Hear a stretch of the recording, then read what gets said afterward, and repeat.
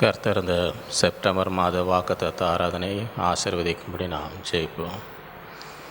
அன்புள்ள ஆண்டவரை உம்மை துதிக்கிறோம், உம்மை ஸ்தோத்தரிக்கிறோம். இந்த நாளில் நம்முடைய பிள்ளைகளை கூடி உம்மை ஆராதிக்கும்படி, ஆண்டவரை உம்மை தொழுது கொள்ளும்படி தந்த கிருபைக்காக உம்மை ஸ்தோத்தரிக்கிறோம். புதிய மாதத்தை நன்மையால் முடிசூட்டுகிற தேவன் இந்த நாளில் உம்முடைய ஆசீர்வாதத்தால் ஒவ்வொருவரையும் நிரப்பி வழி நடத்த வேண்டுமாய் ஜெபிக்கிறோம். இந்நாள் வரை நல்லவரும் வல்லவரும் போதுமானவராய் கைவிடாத தேவனாக இருந்தபடியாலும் ஸ்தோத்தரிக்கிறோம். நம்முடைய கருத்தில் ஒப்பு கொடுக்கும். ஒவ்வொருடைய இடைவிடும், ஒவ்வொருடைய தேவைகளை சந்தியும், ஒவ்வொருவரையும் பலப்படுத்தும். எல்லா துதிக்கான உமக்கே செலுத்துகிறோம். இயேசுவின் மூலம் பிதாவே, ஆமென்.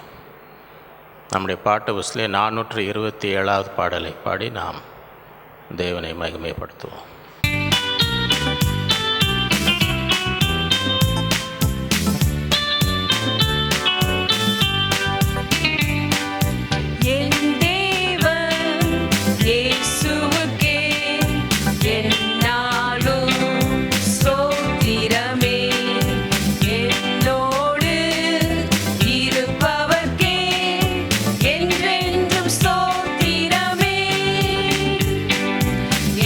No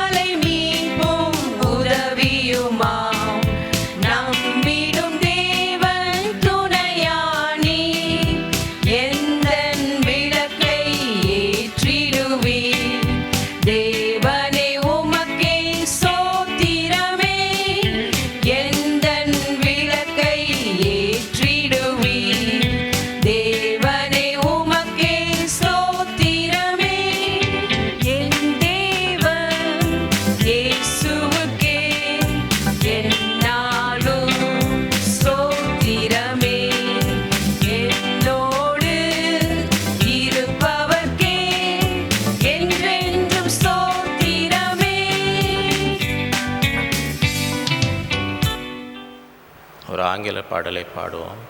great is thy faithfulness.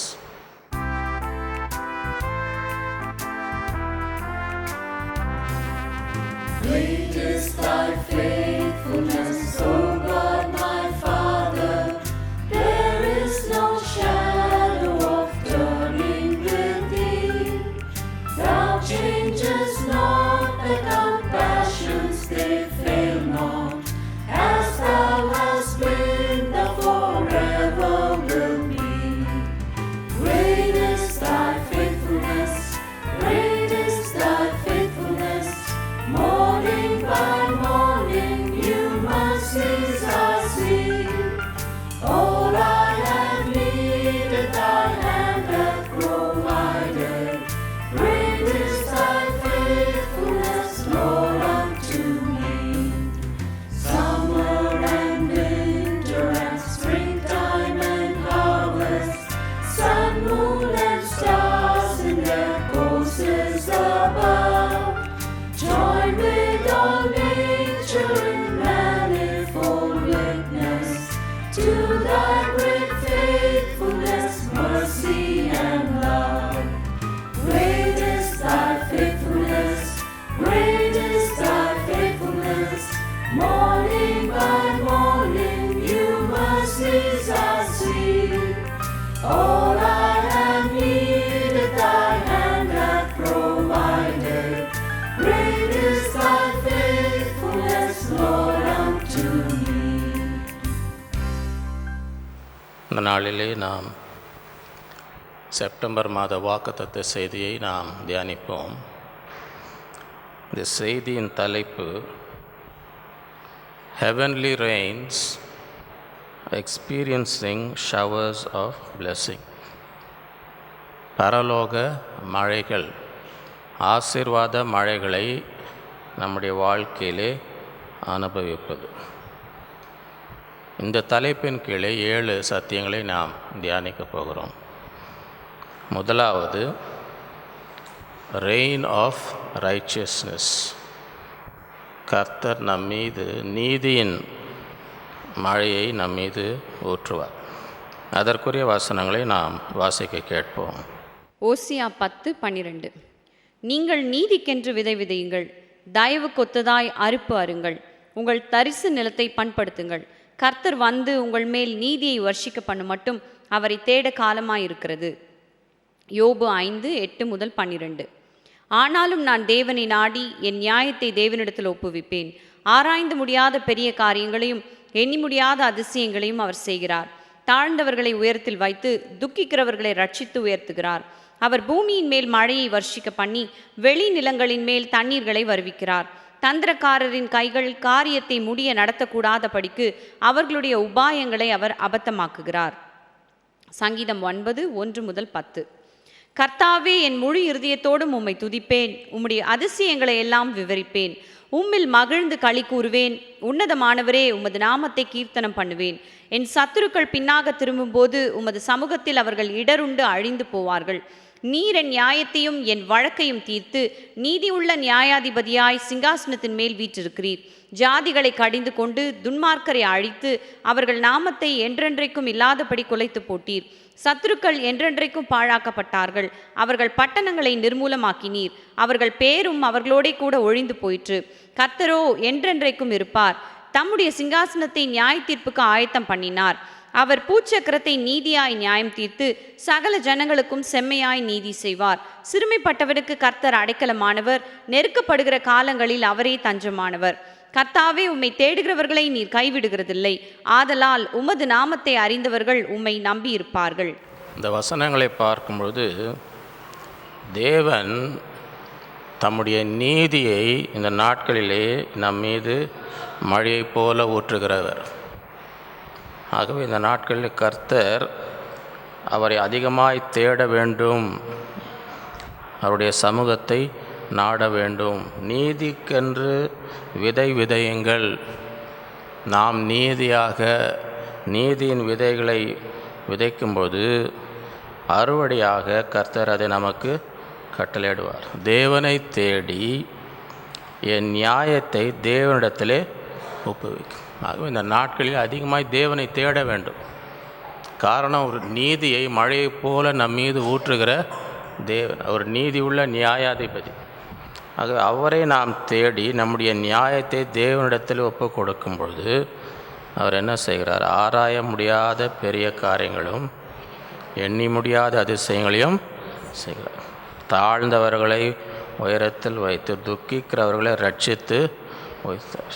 அவர் பூமியில் மேல் மழையை வர்ஷிக்க பண்ணி வெளிநிலங்கள் மேல் தண்ணீரை வரவைக்கிறார். தந்திரக்காரரின் கைகள் காரியத்தை முடிய நடத்தக்கூடாதபடிக்கு அவருடைய உபாயங்களை அவர் அபத்தமாகும். ஆகவே நீதியை நம் மீது வர்ஷிக்க செய்கிற தேவன். ஆகவே இந்த நாளில் தேவனை தேடி நம்முடைய நியாயத்தை தேவனிடத்தில் ஒப்பு கொடுக்கும் பொழுது முழு இருதயத்தோடு அவரை துதிக்க வேண்டும், அவருடைய அதிசயங்களை விவரிக்க வேண்டும், அவரில் மகிழ்ந்து களி கூற வேண்டும். உம்முடைய நாமத்தை கீர்த்தனம் பண்ணுவேன். ஆகவே அதிகமாக தேவனை தேடி தேவனை துதித்து தேவனை நாம் உயர்த்த வேண்டும். அப்படி செய்யும் பொழுது கர்த்தர் என்ன செய்வார்? நீர் என் நியாயத்தையும் என் வழக்கையும் தீர்த்து நீதி உள்ள நியாயாதிபதியாக சிங்காசனத்தின் மேல் வீற்றிருக்கிறீர். ஹல்லேலூயா. ஆகவே இந்த நாட்களில் அதை நாம் விசுவாசிக்க வேண்டும். கர்த்தர் ஒடுக்கப்படுகிற யாவருக்கும் நீதியையும் நியாயத்தையும் செய்கிறார். அவர் பூச்சக்கரத்தை நீதியாய் நியாயம் தீர்த்து சகல ஜனங்களுக்கும் செம்மையாய் நீதி செய்வார். சிறுமைப்பட்டவனுக்கு கர்த்தர் நெருக்கப்பட்ட காலங்களை அவரே தஞ்சமார். ஆகவே கர்த்தாவே, உம்மை தேடுகிறவர்கள் நீர் கைவிடுதல், ஆதலால் உமது நாமத்தை அறிந்தவர்கள் உம்மை நம்பியிருப்பார். ஆகவே இந்த நாட்களிலே அதை நாம் விசுவாசிக்க வேண்டும். இப்படிப்பட்ட ஒரு ஆசீர்வாத மழை நீதியாய் நியாயமாய் தேவன் நம் மீது அவரை தேடும் பொழுது இந்த மழையை நம் மீது கர்த்தர் ஊற்றுவார். இரண்டாவது, ரெயின் ஆஃப் ட்ரூத். சத்தியத்தை தேவன் நம் மீது மழையைப் போல ஊற்றுவார். அதற்குரிய வசனங்களை நாம் வாசிக்க கேட்போம். உபாகமம் 32:1-2. வானங்களே செவி கொடுங்கள், நான் பேசுவேன். பூமியே என் வாய்மொழிகளை கேட்பாயாக. மழையானது இளம் பயிரின் மேல் பொழிவது போல என் உபதேசம் பொழியும். பனித்துளிகள் புல்லின் மேல் இறங்குவது போல என் வசனம் இறங்கும்.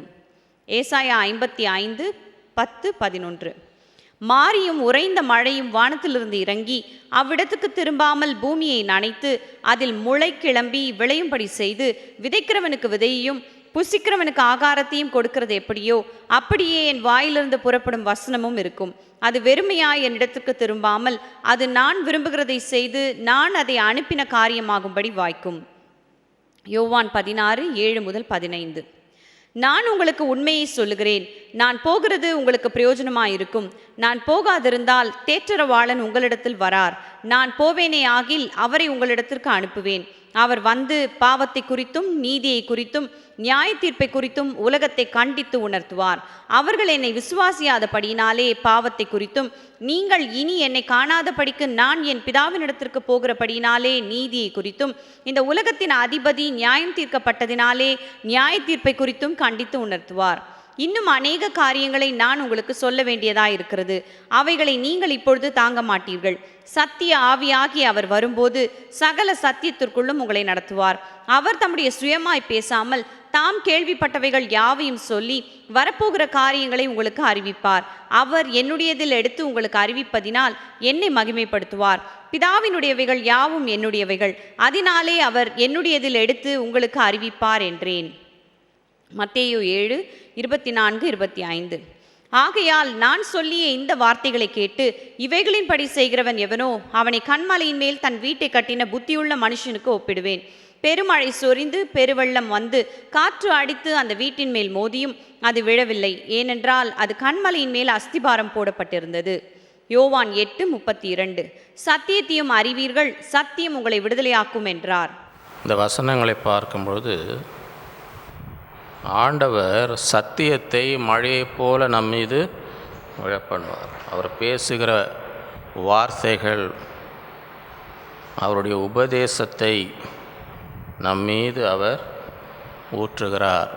ஆகவே இந்த நாட்களிலே நம்முடைய இருதயம் ஆண்டவருடைய சத்தியத்திற்காக வாஞ்சியோடு காத்திருக்கும். ஆண்டவரை தேட வேண்டும். ஆண்டவரே என்னை வழி நடத்தும், சகல சத்தியத்திற்குள்ளும் என்னை வழி நடத்தும், உம்முடைய ரகசியங்களை எனக்கு வெளிப்படுத்தும் என்று தேடும்பொழுது கர்த்தர் அவருடைய உபதேசத்தை, அவருடைய சத்தியங்களை மழை போல நம் மீது என்ன செய்வாராம்? ஊற்றுவார். அந்த வார்த்தை, அவர் நம் மீது ஊற்றுகிற அந்த சத்தியம், அந்த வார்த்தை ஒருபொழுதும் வெறுமையாக என்ன செய்யாது? திரும்ப அது நம் மீது ஊற்றும் பொழுது அப்படியே என் வாயிலிருந்து புறப்படும் வசனமாய் இருக்கும். வெறுமையான இடத்தில் திரும்பாமல் நான் விரும்புகிறதை செய்து நான் அதை அனுப்பின காரியமாகும்படி வாய்க்கும். ஹல்லேலூயா.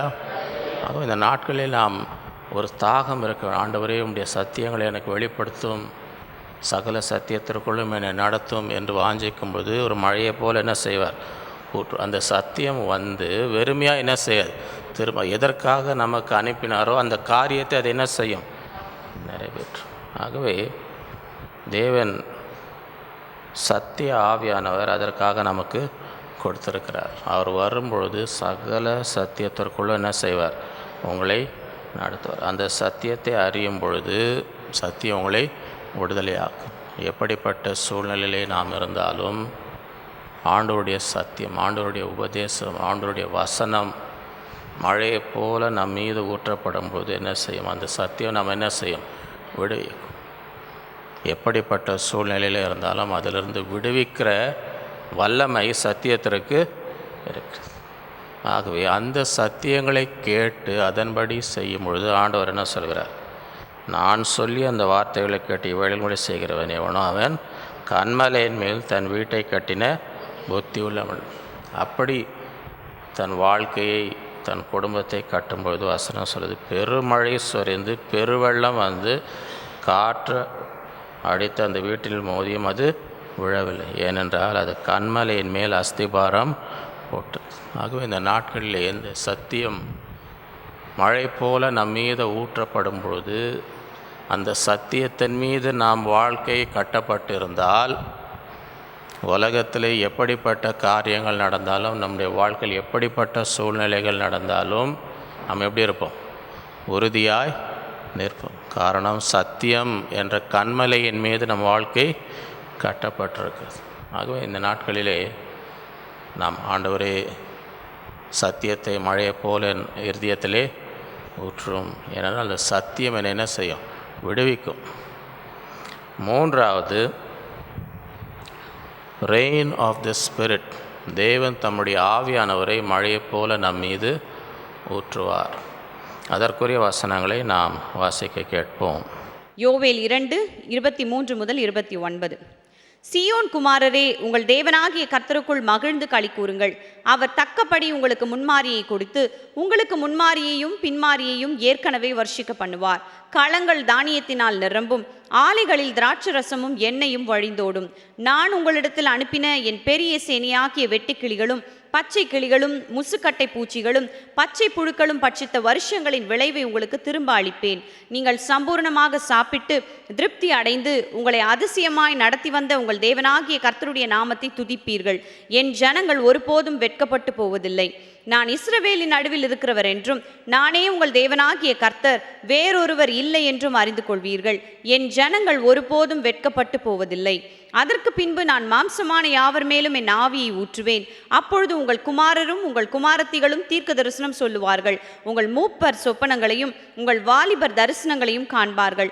ஊழியக்காரர் மேலும் ஊழியக்காரிகள் மேலும் அந்நாட்களிலே என் ஆவியை ஊற்றுவேன்.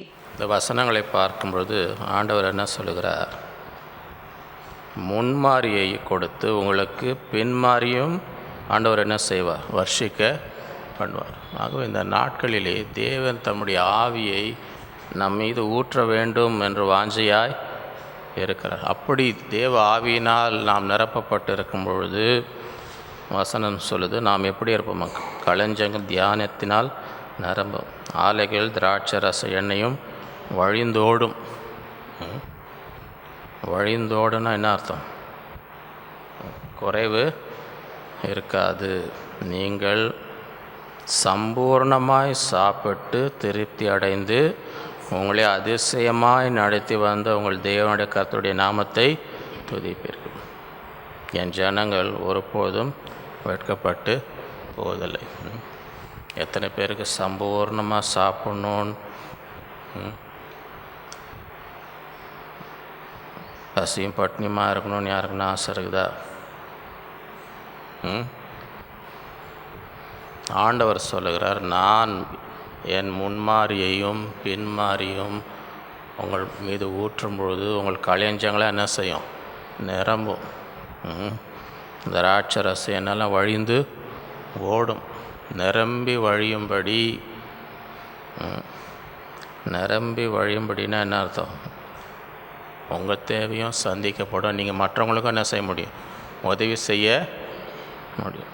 ஆகவே தேவன் அப்படிப்பட்ட ஆசீர்வாதங்களை கொடுக்க, அதற்கு பின்பு மாம்சமான யாவர் மீது என் ஆவியை, அப்பொழுது உங்கள் குமாரரும் உங்கள் குமாரத்தையும் தீர்க்க தரிசனம், உங்கள் மூப்பர் சொப்பனங்களையும் உங்கள் வாலிபர் தரிசனங்களையும் காண்பார். ஊழியக்காரர் மேலும் ஊழியக்காரிகள் மேலும் அந்நாட்களின் ஆவியை ஊற்றுவேன். ஆகவே இந்த நாட்களில் அப்படிப்பட்ட ஒரு மழை, ஆவியின் மழை ஊற்றப்படும்படி நம்ம அதிகமாக ஜெபிக்க வேண்டும். நம்ம பட்டணத்தில் மாநிலத்தில் இப்போ மழைக்காலம் ஆரம்பிக்கிற மாதிரி இருக்குது சரியா? அந்த மழையை விட நம்ம எதை வாஞ்சிக்க வேண்டும்? நம்முடைய ஆவியை எங்கள் மீது மழையை போல ஊற்றும். இந்த வசனத்திலே சொன்ன ஒவ்வொரு ஆசீர்வாதமும் எங்கள் வாழ்க்கையிலே எங்கள் குடும்பத்திலே என்ன செய்ய வேண்டும்? நிறைவேற வேண்டும். ஹல்லேலூயா. காரணம், இங்கே கடைசி நாட்களிலே பிசாசானவன் மிக தீவிரமாக என்ன செய்கிறான்? கிரியை செய்து கொண்டு இருக்கிறான். ஆகவே தேவ ஆவியினால் தேவ வல்லமையினால் இடை கட்டப்பட்டு நிரப்பப்பட்டு இருக்கும்போது அதெல்லாம் என்ன செய்ய முடியும்? எதிர்த்து நிற்க முடியும். அதே எபேசியர் 6 பார்க்கும்போது கர்த்தருடைய சர்வ வல்லமையினால் என்ன செய்யுங்க, அப்போ தான் என்ன செய்யணும்? பிசாசை எதிர்த்து நிற்க. ஆகவே இந்த நாட்களில் அதிகமாக தேவன் தம்முடைய ஆவியை நம் மீது ஊற்றும்படி இந்த மழையை நாம் பெற்றுக்கொள்ள வேண்டும். 4வது, ரெயின் ஆஃப் ப்ரொவிஷன். தேவன் மழையைப் போல நம்முடைய தேவைகளெல்லாம் என்ன செய்வார்? சந்திப்பார். அதற்குரிய வசனங்களை நாம் வாசிக்க கேட்போம். சங்கீதம் 78 23 முதல் 29. அவர் உயரத்தில் உள்ள மேகங்களுக்கு கட்டளையிட்டு வானத்தின் கதவுகளை திறந்து மன்னாவை அவர்களுக்கு ஆகாரமாக வருஷிக்க பண்ணி வானத்தின் தானியத்தை அவர்களுக்கு கொடுத்தார். தூதர்களின் அப்பத்தை மனுஷன் சாப்பிட்டான். அவர்களுக்கு ஆகாரத்தை பூரணமாய் அனுப்பினார். ஆகாசத்திலே கீழ்காற்றை வரப்பண்ணி தம்முடைய வல்லமையினால் தென்றலையும் வீச செய்து மாம்சத்தை தூளத்தனையாயும் சிறகுள்ள பறவைகளை கடற்கரை மணலத்தனையாயும் வருஷிக்க பண்ணி அவைகளை அவர்கள் பாளையத்தின் நடுவிலும் அவர்கள் கூடாரங்களை சுற்றிலும் இறங்க பண்ணினார். அவர்கள் புசித்து திருப்தி அடைந்தார்கள். அவர்கள் இச்சித்ததை அவர்களுக்கு கொடுத்தார். சங்கீதம் 34 8 முதல் 10. கர்த்தர் நல்லவர் என்பதை ருசித்து பாருங்கள். அவர் மேல் நம்பிக்கையாயிருக்கிற மனுஷன் பாக்கியவான். கர்த்தருடைய பரிசுத்தவான்களே, அவருக்கு பயந்திருங்கள். அவருக்கு பயந்தவர்களுக்கு குறைவில்லை. சிங்கக்குட்டிகள் தாழ்ச்சி அடைந்து பட்டினியாயிருக்கும். கர்த்தரை தேடுகிறவர்களுக்கோ ஒரு நன்மையும் குறைவுபடாது. மத்தேயு 6 25 முதல் 33. ஆகையால் எண்ணத்தை உண்போம் எண்ணத்தை குடிப்போம் என்று உங்கள் ஜீவனுக்காகவும் எண்ணத்தை உடுப்போம் என்று உங்கள் சரீரத்துக்காகவும் கவலைப்படாதிருங்கள் என்று உங்களுக்கு சொல்லுகிறேன். ஆகாரத்தை பார்க்கிலும் ஜீவனும் உடையை பார்க்கிலும் சரீரமும் விசேஷித்தவைகள் அல்லவா? ஆகாயத்து பட்சிகளை கவனித்து பாருங்கள். அவைகள் விதைக்கிறதும் இல்லை, அறுக்கிறதும் இல்லை, களஞ்சியங்களில் சேர்த்து வைக்கிறதும் இல்லை. அவைகளையும் உங்கள் பரமபிதா பிழைப்பூட்டுகிறார். அவைகளை பார்க்கிலும் நீங்கள் விசேஷித்தவர்கள் அல்லவா? கவலைப்படுகிறதினாலே உங்களில் எவன் தன் சரீர அளவோடு ஒரு முழத்தை கூட்டுவான்? உடைக்காகவும் நீங்கள் கவலைப்படுகிறது என்ன? காட்டு புஷ்பங்கள் எப்படி வளர்கிறது என்று கவனித்து பாருங்கள். அவைகள் உழைக்கிறதும் இல்லை, நூற்கிறதும் இல்லை. என்றாலும் சாலமோன் முதலாய் தன் சர்வ மகிமையிலும் அவைகளில் ஒன்றை போலாகிலும் உடுத்தி இருந்ததில்லை என்று உங்களுக்கு சொல்லுகிறேன். அற்ப விசுவாசிகளே, இன்றைக்கு இருந்து நாளைக்கு அடுப்பிலே போடப்படும் காட்டு புல்லுக்கு தேவன் இவ்விதமாக உடுத்துவித்தால் உங்களுக்கு உடுத்துவிப்பது அதிக நிச்சயம் அல்லவா? ஆகையால் எண்ணத்தை உண்போம், எண்ணத்தை குடிப்போம், எண்ணத்தை உடுப்போம் என்று கவலைப்படாதிருங்கள். இவைகளை எல்லாம் அஞ்ஞானிகள் நாடி தேடுகிறார்கள். இவைகளெல்லாம் உங்களுக்கு வேண்டியவைகள் என்று உங்கள் பரமபிதா அறிந்திருக்கிறார். முதலாவது தேவனுடைய ராஜ்யத்தையும் அவருடைய நீதியையும் தேடுங்கள், அப்பொழுது இவைகளெல்லாம் உங்களுக்கு கூட கொடுக்கப்படும். பிலிப்பியர் 4:19. என் தேவன் தம்முடைய ஐஸ்வர்யத்தின்படி உங்கள் குறைவை எல்லாம் கிறிஸ்து இயேசுவுக்குள் மகிமையிலே நிறைவாக்குவார். 2 கொரிந்தியர் 8:9. நம்முடைய கர்த்தராகிய இயேசு கிறிஸ்துவின் கிருபையை அறிந்திருக்கிறீர்களே. அவர் ஐஸ்வர்யம் உள்ளவராய் இருந்தும் நீங்கள் அவருடைய தரித்திரத்தினாலே ஐஸ்வர்யவான்களாகும்படிக்கு உங்கள் நிமித்தம் தரித்திரரானாரே. இந்த வசனங்களை பார்க்கும் பொழுது ஆண்டவர் நம் தேவைகளை ஒரு மழையை போல அனுப்பி சந்திக்கிறார் என்று பார்க்கிறோம். வனாந்திரத்திலே மழையை போல் அவர்களுக்கு ஆகாரம் என்ன செய்து ஒவ்வொரு நாளும் வந்தது. சரியா, அவங்க அதை சாப்பிட்டுட்டு இருந்து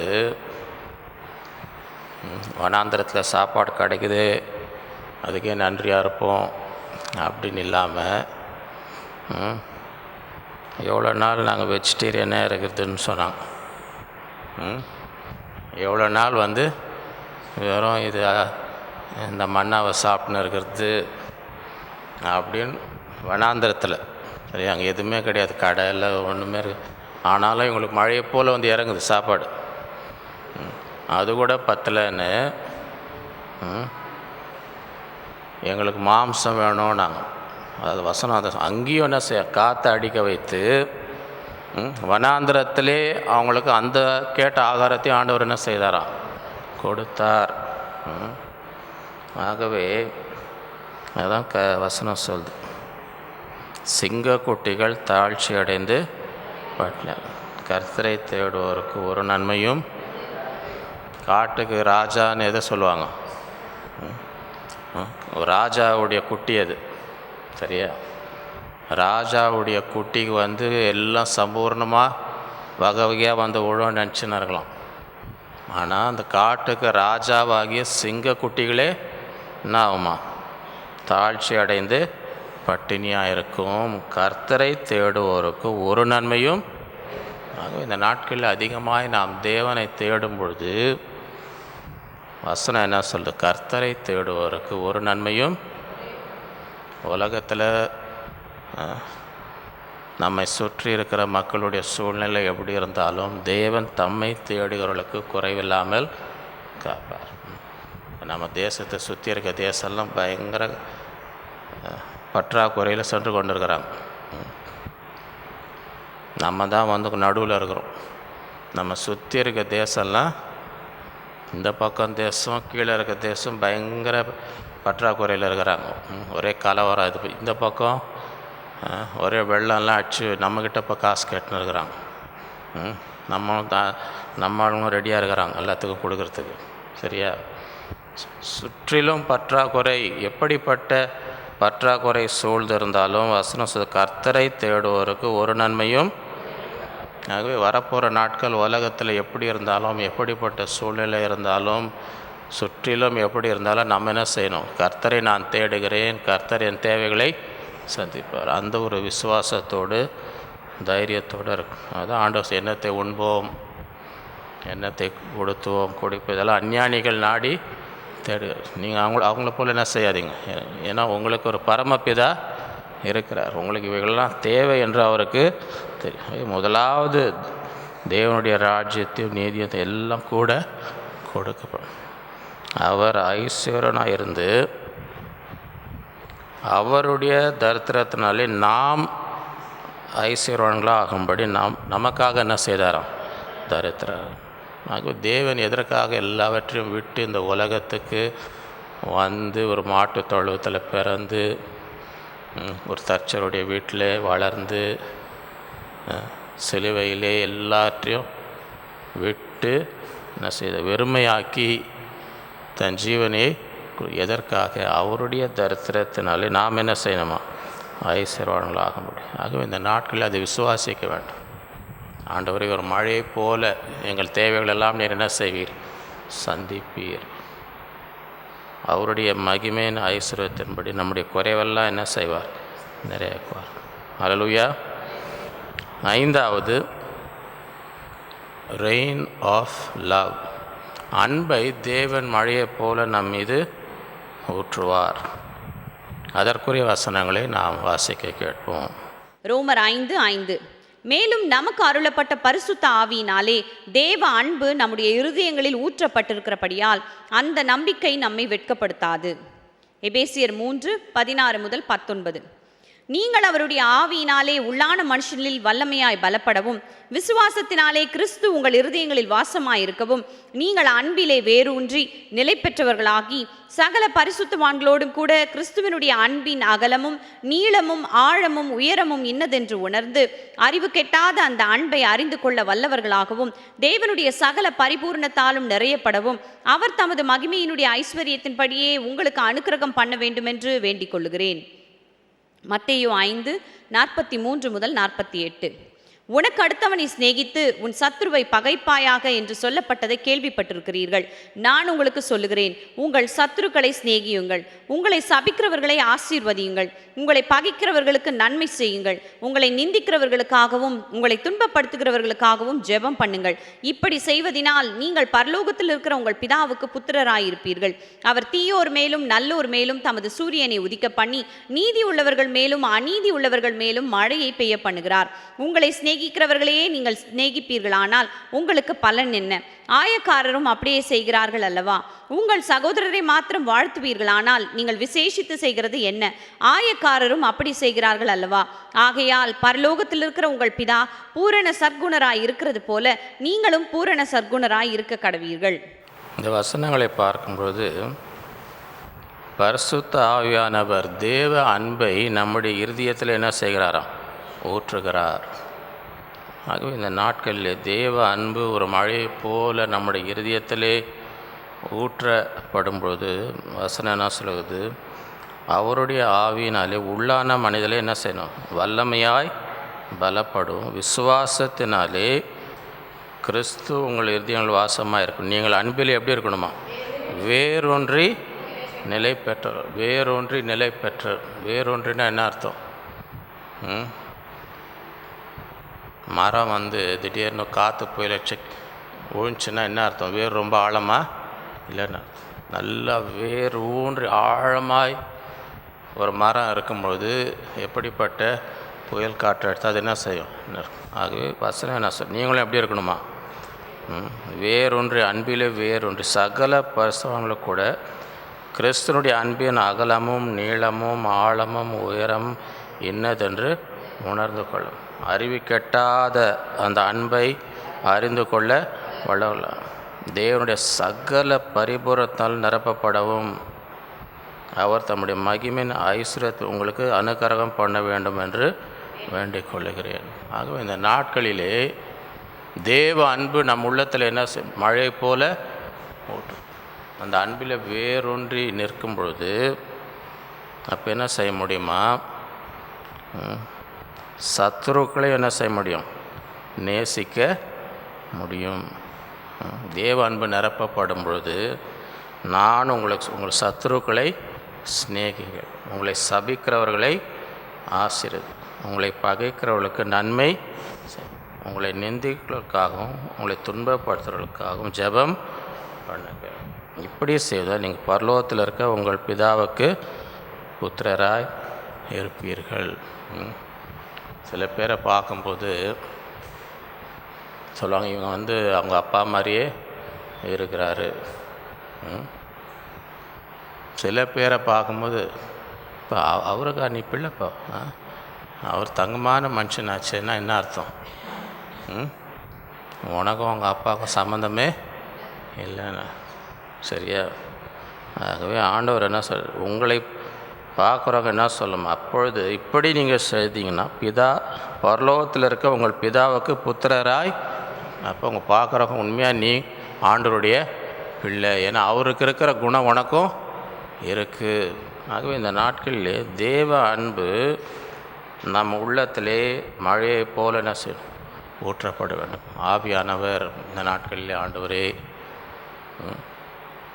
கடைசி காலத்தில் உலகத்தில் நடக்கிற அக்கிரமத்தினாலே அநேகருடைய அன்பு தணிந்து போகும். அவங்களால முடியாது, அப்படியே குளிர்ந்து போயிடும்.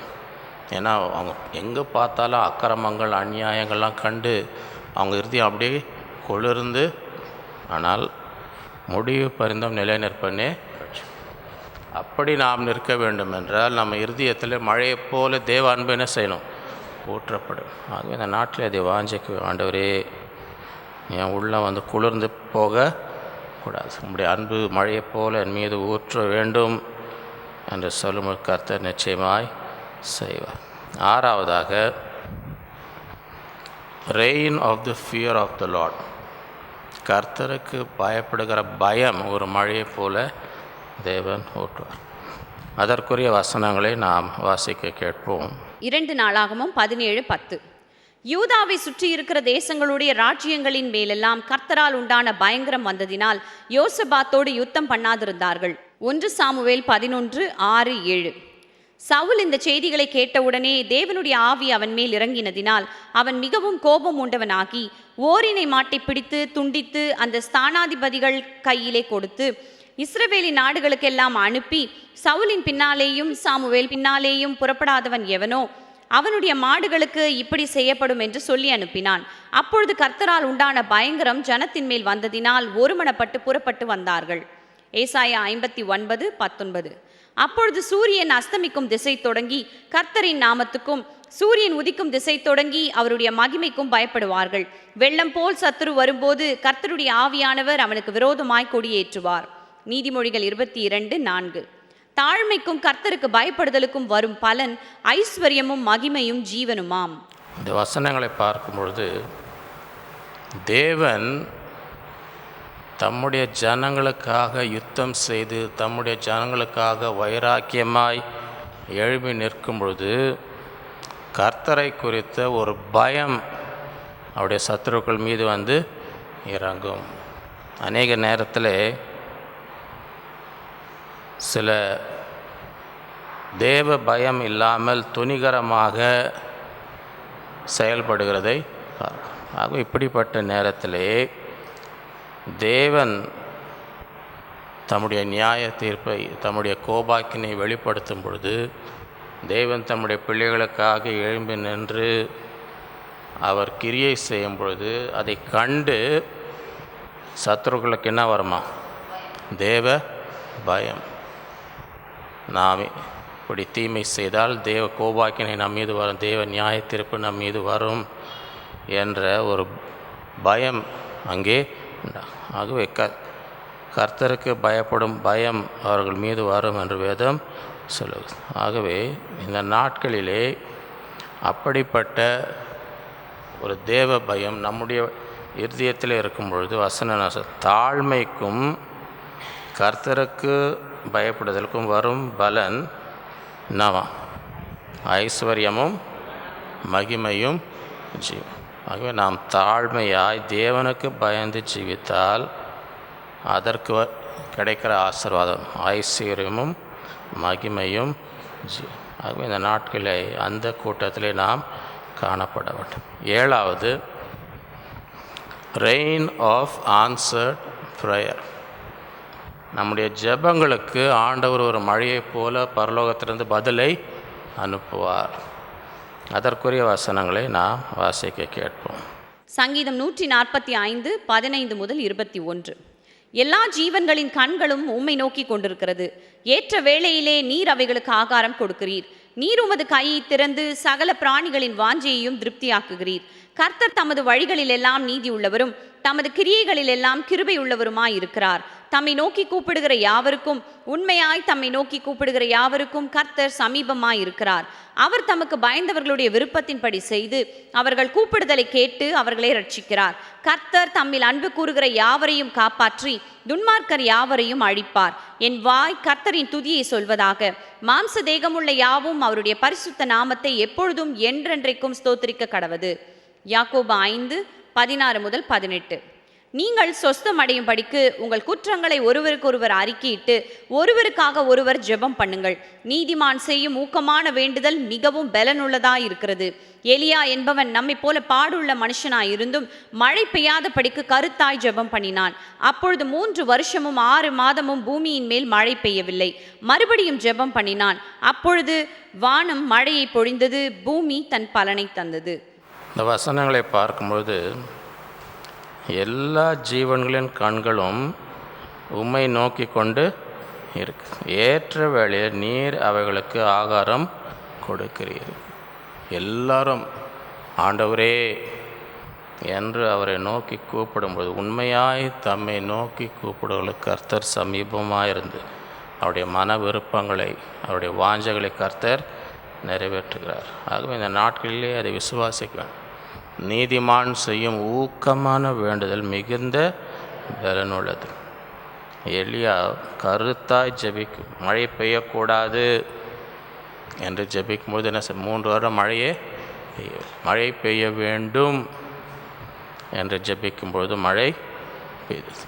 ஆகவே இந்த நாட்களிலே அவரை நோக்கி நாம் கூப்பிடும்பொழுது, நம்முடைய கண்கள் அவரையே நோக்கி பார்க்கும் பொழுது கர்த்தர் நம் ஜெபங்களுக்கு பதிலை பரத்திலிருந்து என்ன செய்கிறார்? அனுப்புகிறார். அல்லேலூயா. எனக்கு ஒத்தாசை வரும், பர்வதம் நேராக என் கண்களை வானத்தையும் பூமியும் உண்டாக்கின கர்த்தரிடத்தில் எனக்கு ஒத்தாசை வரும். ஆகவே இந்த நாட்களிலே நம்முடைய கண்கள் தேவன் மீது, நம்முடைய இருதயம் அவரை தேட வேண்டும். அதை தான் ஆண்டவர் சொல்கிறார். இத்தனை ஆசீர்வாதங்கள் என்னை தேடும் பொழுது இப்படிப்பட்ட ஆசீர்வாத மழைகள் நம் மீது ஊற்றப்படும் என்று ஆண்டவர் சொல்லியிருக்கிறார். ஆகவே அதிகமாக இந்த நாட்களிலே நாம் ஆண்டவரை தேட வேண்டும். அதில் தான் ஆசீர்வாதம். நம்முடைய கண்கள் மனிதனை பார்த்து, உலகத்தை பார்த்து ஏமாற்றம் அடைந்து சோர்ந்து போகிறதை விட கண்கள் யாரை பார்க்க வேண்டும்? ஆண்டவர்.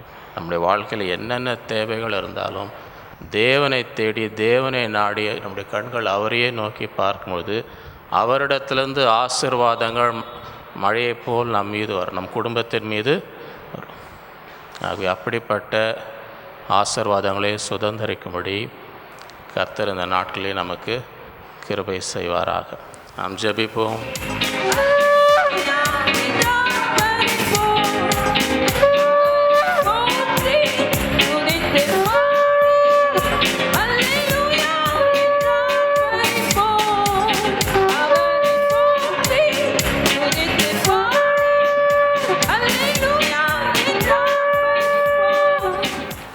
அன்புள்ள ஆண்டவரே, உம்மை துதிக்கிறோம், உம்மை ஸ்தோத்திரிக்கிறோம். இந்த நாளிலே செப்டம்பர் மாத வாக்குத்தத்த ஆராதனைகளுக்கு ஆசீர்வத்த தயவுக்காக உம்மை ஸ்தோத்திரிக்கிறோம்.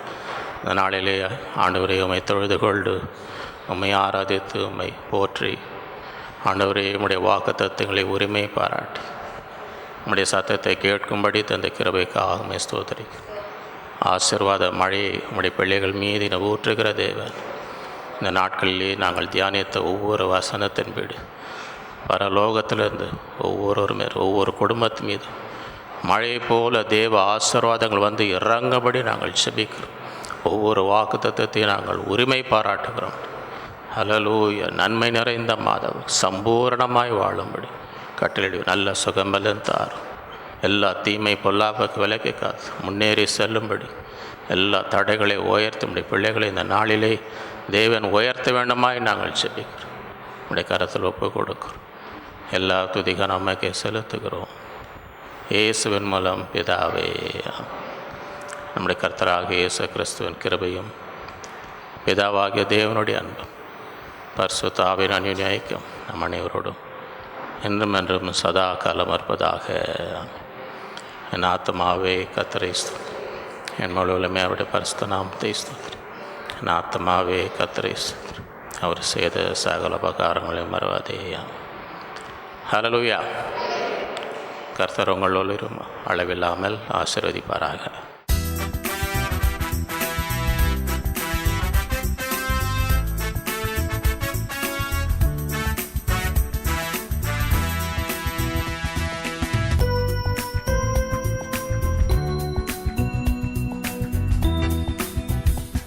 இஸ்ரவேலின் மீட்பரே, என்றும் காப்பவரே, பாழாய் கிடக்கும் இடங்களையே சுதந்தரிக்க பண்ணுவீர். இஸ்ரவேலின் மீட்பரே, என்றும் காப்பவரே.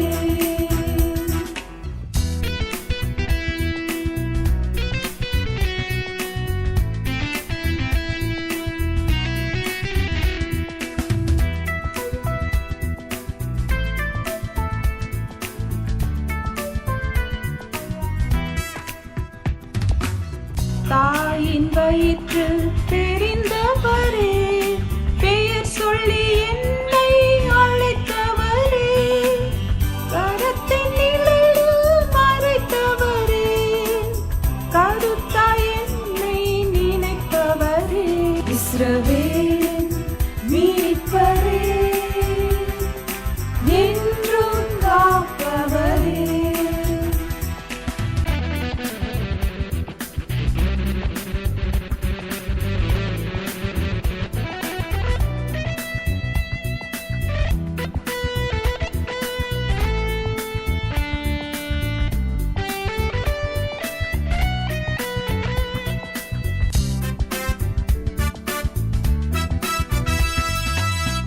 என்னை உமக்காய் பயன்படுத்தி எம்மில் மகிமை அடைந்திடுவே, உமது பிரியம் செய்திடுவே, உமது சித்தம் நிறைவேறட்டும். இஸ்ரவேலின் மீட்பரே, என்றும் காப்பவரே.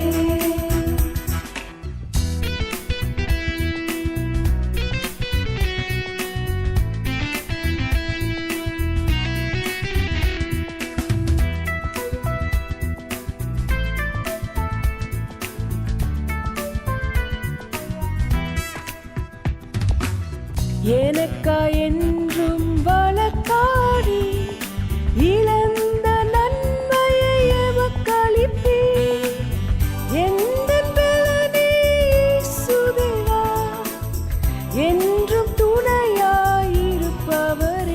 இஸ்ரவேலின் மீட்பரே, என்றும் காப்பவரே.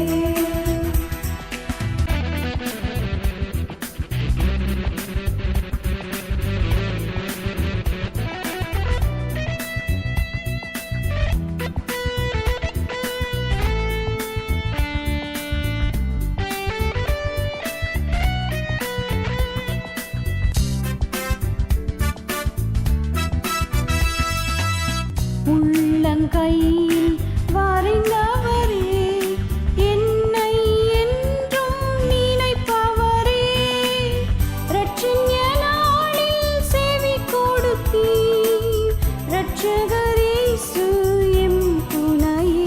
இஸ்ரவேலின் மீட்பரே,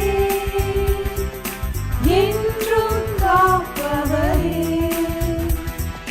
பாழாய் கிடக்கும் இடங்களையே சுதந்தரிக்க பண்ணுவீர். இஸ்ரவேல்